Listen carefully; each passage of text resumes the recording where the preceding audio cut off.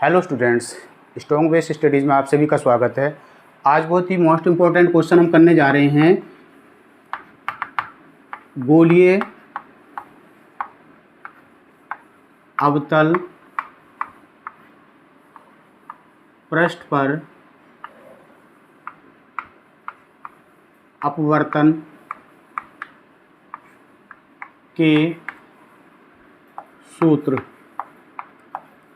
n/v minus 1/u बराबर n-1/r का निगमन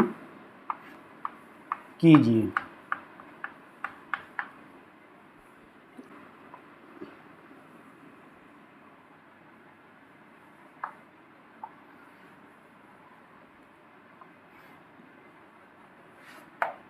ये कोई अवतल पृष्ठ है, इसको मान लिया m, ये इसका p और ये हो गया m डैश। मुख्य अक्ष पर, ये इसकी मुख्य अक्ष है, मुख्य अक्ष पर मान लिया कि कोई वस्तु रखी है बिंदु O पर, और इससे चलने वाली प्रकाश किरण जैसे ही इस पर आपतित होगी तो ये क्या होगा,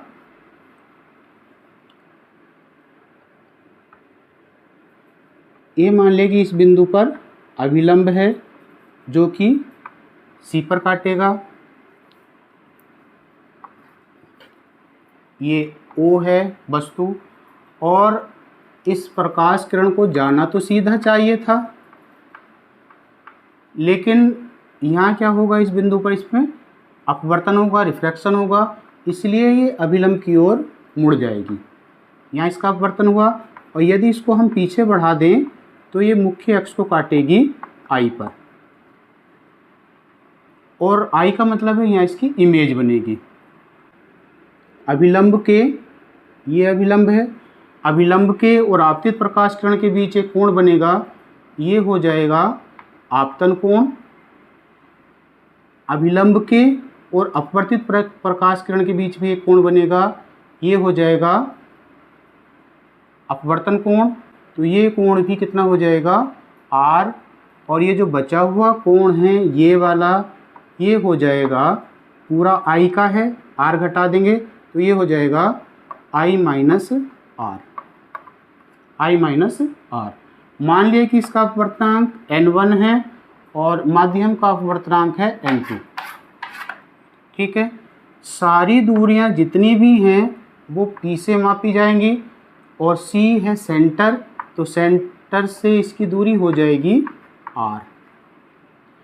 चिन्ह परिपाटी ये कहती है कि जब प्रकाश किरण अगर इस दिशा में चल रही है तो सारी जो जितनी भी डिस्टेंस यहाँ से इस दिशा में मापी जाएंगी वो पॉजिटिव आएंगी, और इसकी अपोजिट डायरेक्शन में नेगेटिव आएगी, तो ये हो जाएगा माइनस R। I की जो दूरी होगी P से वो हो जाएगी माइनस B, और O की जो दूरी होगी इससे ये हो जाएगी माइनस U। ये कोण मान लेंगे क्रम से, ये अल्फ़ा हो गया, ये बीटा हो गया, और ये हुआ गामा। ये बिंदु है सपोज कर रहे ए से क्या करेंगे हम, इधर एक परपेंडिकुलर या अभिलंब डाल लेंगे। मान लिया कि ये n है और ये है इसकी हाइट h, स्नेल के नियम से। स्नेल का नियम कहता है sine I upon sine R बराबर n के,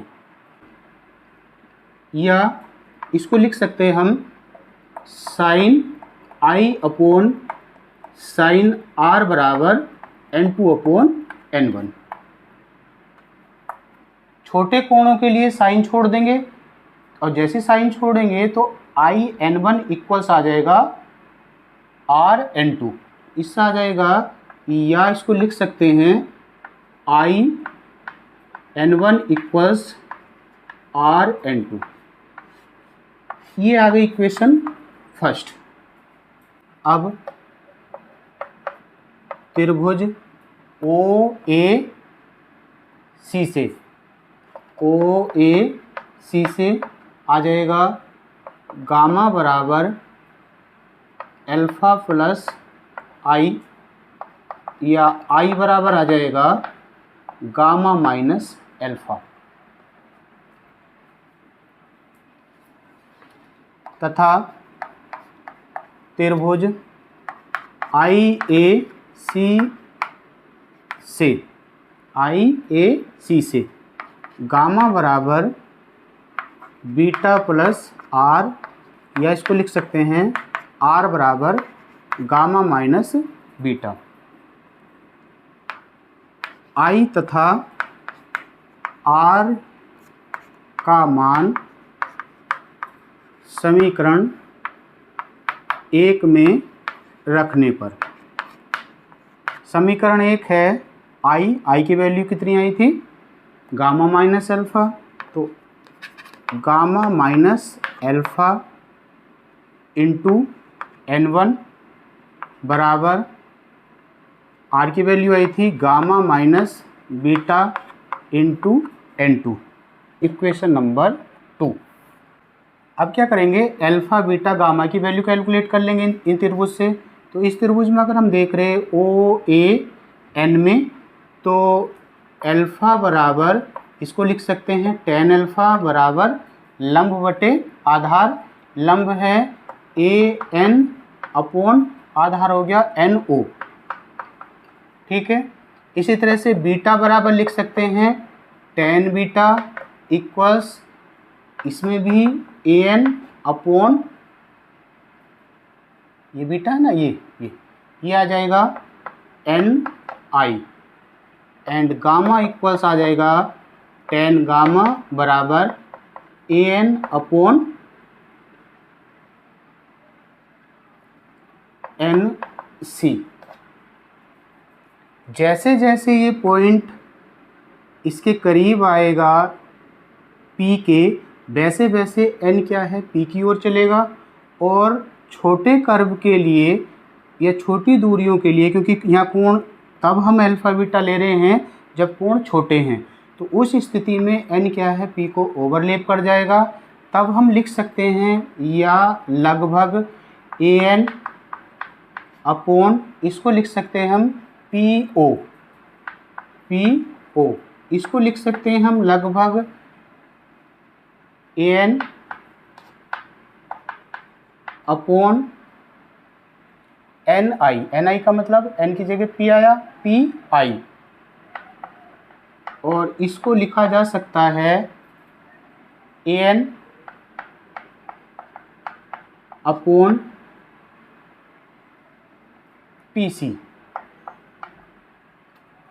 AN H है और ये सारी वैल्यूज़ ये दे रखी हैं, तो इसको हम बराबर लिख सकते हैं AN की वैल्यू आई H, PO की वैल्यू आई है PO माइनस R, इसी तरह से H अपॉन PI की वैल्यू आएगी माइनस V, एंड ये आ जाएगी H अपॉन PO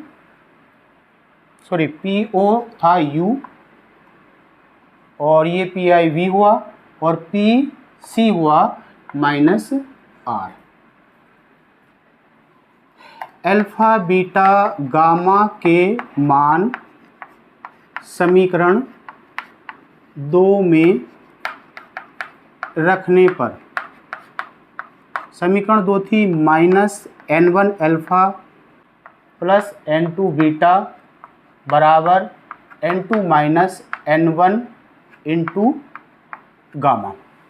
ये सारी वैल्यूज यहाँ रखेंगे, तो माइनस N1 अल्फ़ा की वैल्यू आई H upon minus U plus N2 beta की वैल्यू है H upon minus V equals N2 minus N1 into जो गामा है, गामा की वैल्यू आई थी H अपॉन माइनस R। इन दोनों तरफ से क्या है, H कॉमन लेके कट जाएगा, यहाँ से दोनों में से H आया, यहाँ से H आया, हट जाएगा, ये माइनस से माइनस हुआ, तो N1 upon U minus N2 था, ये N2 अपॉन V, ये माइनस हो गया, equals N2 minus N1 upon R। ठीक है, ये माइनस में आया। अब इस माइनस को हटाने के लिए हम क्या करेंगे, इधर माइनस ले आएंगे, तो ये आ जाएगा N2 upon V minus N1 upon U बराबर N2 minus N1 upon R। तो या तो हम यहाँ इसको छोड़ देंगे, यहाँ भी ये डेरिवेशन आ चुका है, या कर देंगे प्रत्येक पद में N1 से भाग देने पर, जैसे इसे भाग देंगे तो ये N2 अपॉन N1 आ जाएगा यहाँ, और N2 अपॉन N1 हम क्या कह रहे थे, N2 अपॉन N1 होता है N के इक्वल्स, तो इसलिए यहाँ आ जाएगा N2 अपॉन N1 यानी N अपॉन V, या N1 से N1 कैंसिल हो गया, 1 अपॉन U बराबर N2 upon N1 N1 minus N1 upon N1 1 upon R, और यही हमें सिद्ध करना था। तो इस तरह से इसको सिद्ध कर लेंगे, याद कर लेंगे, एक बार और समझ लेंगे। मान लिया कि एक अपवर्तक तल जो गोलीय है, अवतल है, M डैश है, इसके पदार्थ का अपवर्तनांक N2 है, वायु का अपवर्तनांक N1 है, यहाँ से O कोई वस्तु रखी है, प्रकाश किरण जैसे ही यहाँ पड़ेगी तल पर, इसका क्या होना चाहिए, सीधी जानी चाहिए थी, लेकिन अपवर्तन के कारण ये अभिलंब की ओर झुक जाएगी, और इस झुकी हुई किरण को, अपवर्तित किरण को पीछे बढ़ाएंगे तो यहाँ इसकी इमेज बनेगी। तो O I C ये दूरियाँ सारी की सारी इसके पोल से नपेंगी। सपोज कर रहे हैं कि ये बिंदु A था, A से लंब डाल लेंगे AN, जिसकी हाइट मान ली H है। तो अब इस तरह से इससे जो दूरियां बनेंगी P से, जो केंद्र होता है, केंद्र की दूरी -R होगी, इधर की ओर माप रहे हैं प्रकाश किरण के चलने की विपरीत दिशा में, I की वैल्यू होगी -B, और O की यहाँ से जो दूरी होगी वो होगी -U। इसमें फिर बहिष्कोण वाला कंसेप्ट लगा देंगे, गामा इक्वल्स हो जाएगा अल्फा प्लस I के, दूसरी कंडीशन में हो जाएगा gamma equals beta plus R के।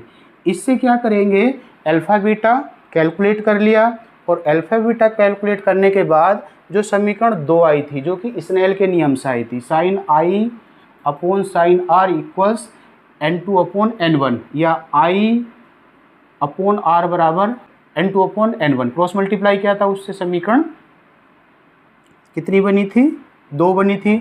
उस समीकरण में क्या करेंगे, इन अल्फा बीटा गामा की वैल्यू रखेंगे, और अल्फा बीटा गामा की वैल्यू रखने के बाद हम इस पे रिजल्ट पर पहुंच जाएंगे। तो इस तरह से बहुत अच्छे से इसको याद कर लेंगे। यदि वीडियो अच्छी लग रही है तो वीडियो को ज़्यादा से ज़्यादा शेयर कीजिए, चैनल को सब्सक्राइब कीजिए। Thank you.